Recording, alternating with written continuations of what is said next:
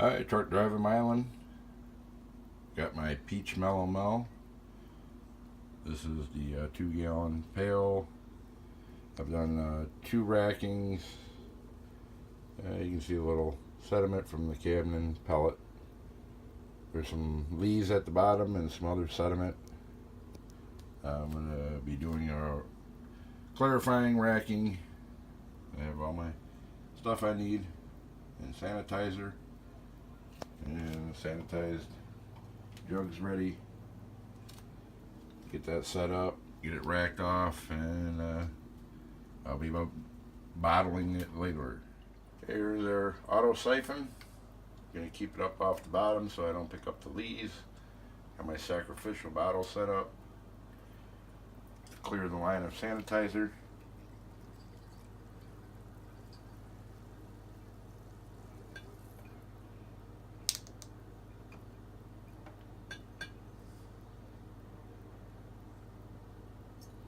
Transfer it over.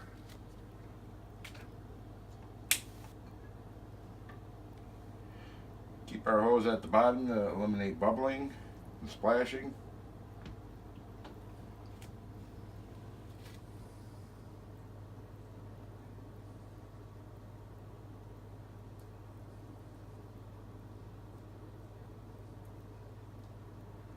It's a little bit of a slow process,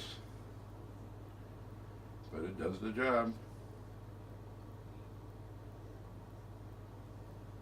This peach Melomel was created from just a straight batch of Mead from a 3-gallon container. Then after the first primary fermentation was done, after about a month, I racked it into 2 gallons into this vessel, the 2-gallon plastic pail, and 1 gallon into a glass carboy. I made 2 gallons of peach. I added the fruit and the socks, which you've seen in the earlier videos, and basically been letting it sit out after let it sit for a month. Remove the fruit, the socks with the fruit, and racked again. So this had 3 rackings. And it's been sitting, and I back sweetened 2 weeks ago after a taste test. The D47 gave it a dry aftertaste, so I added 8 ounces of honey to this pail.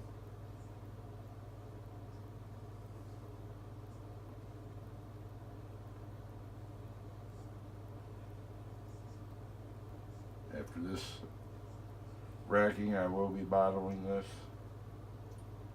Just didn't want to bottle with all the sediment in it. I'm just barely keeping the siphon tube below the surface.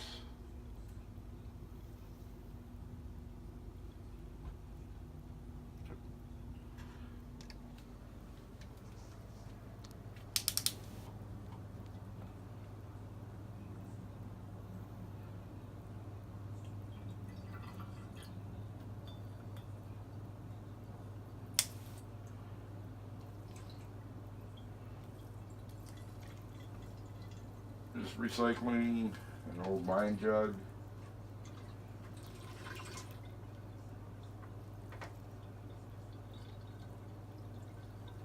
For the purpose of racking.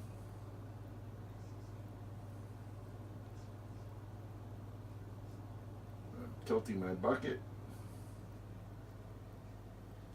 All the sediment staying at the bottom, and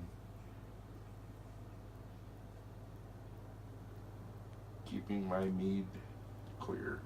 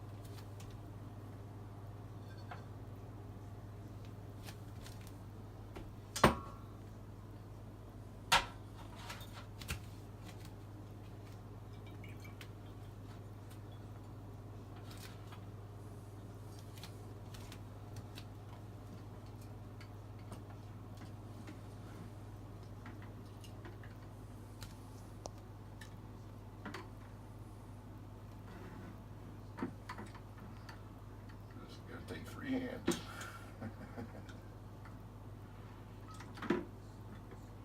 A little cloudy. We might let this little last bit go.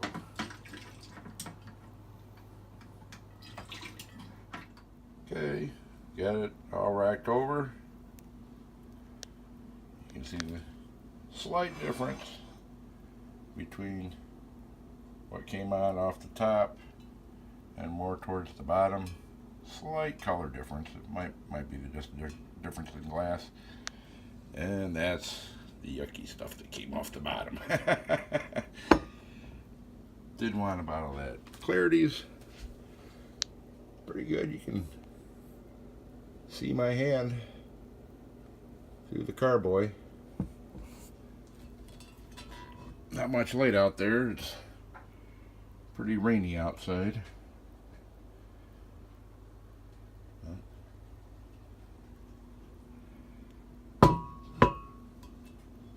Need to pick up some more wine bottles to bottle this.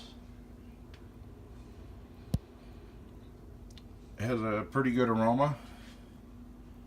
You can smell a bit of the honey and the peaches. This one, you can also smell there's going to be a little on the strong side for the alcohol.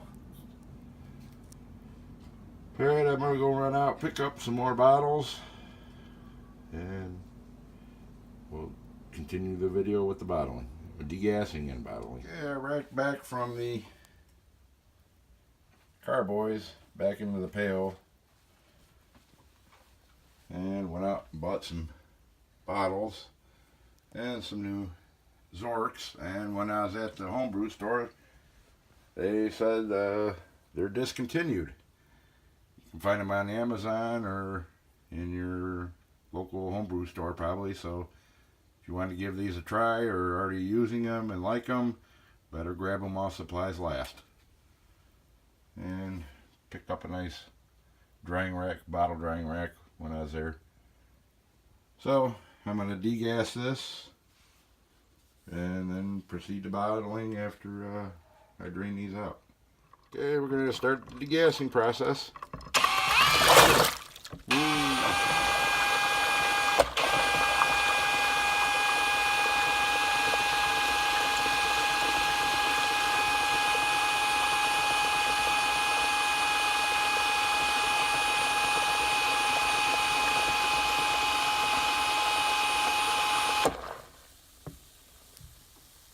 Foam settle down.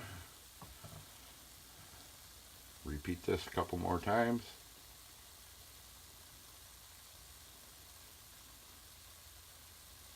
Quite a bit of gas built up in there, it appears.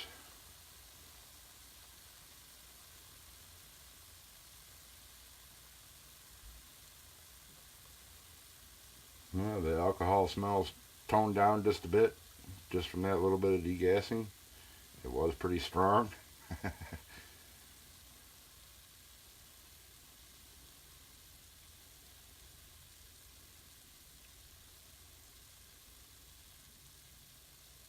Taking a little longer to clear out than in a glass carboy, but you can see all them bubbles dissipating.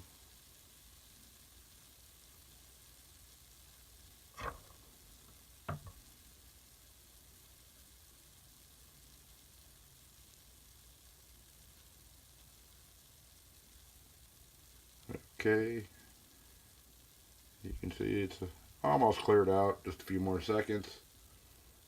I'll do this 2 more times. Sorry for the length of the real time, but this is what it takes.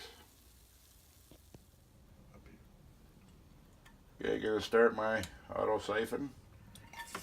Clear the line of sanitizer into my sacrificial bottle. And by the calculations, get a little dripping from my bottle filler. I had 1.5 gallons of this peach Melomel. And using the conversion and then dividing by 750 for the 750 milliliter bottles. It came out to 7.5 bottles. Unfortunately, I don't have smaller than 750. Now with this bottle filler, you fill it right to the top of the neck, just about to the point of it coming out, and by displacement, you'll end up with the perfectly filled bottle of wine.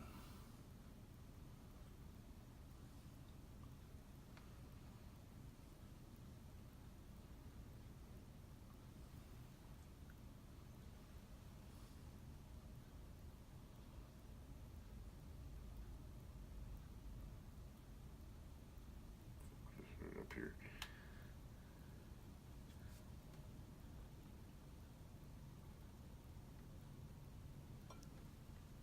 As you can see, let it fill right up to the top, and at the last second you can pull it out. You can even let it push aside with a plunger to put a little more in if you wanted more in the bottle.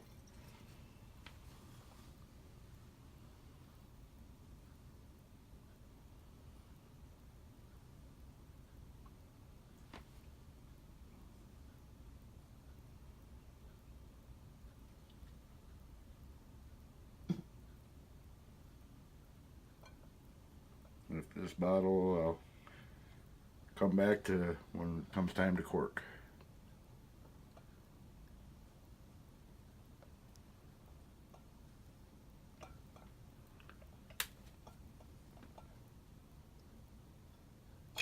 Okay, it came out with a grand total of 6 3/4. I guess I'm slightly a little more full than the others. The clarity, you're looking through 1, 2 bottles and you can still see through.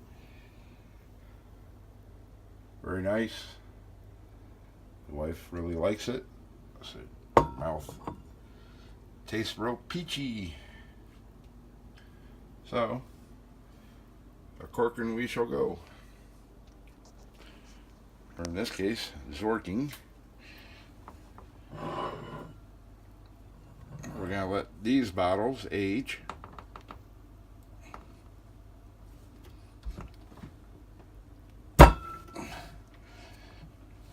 You can hear it when it hits home.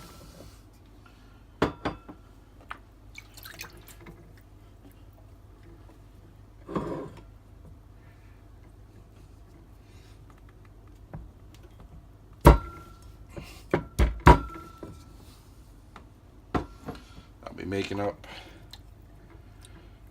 some labels on the printer, or maybe possibly ordering some, have some custom ordered labels, not sure.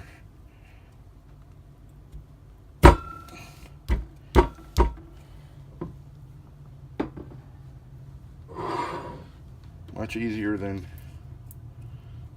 standard corks.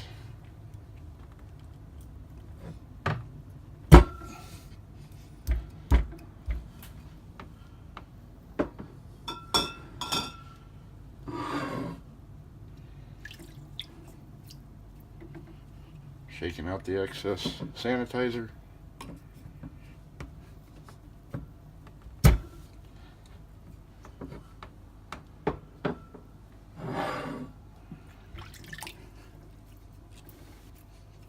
We're going to let these age anywhere from another 3 to 6 months.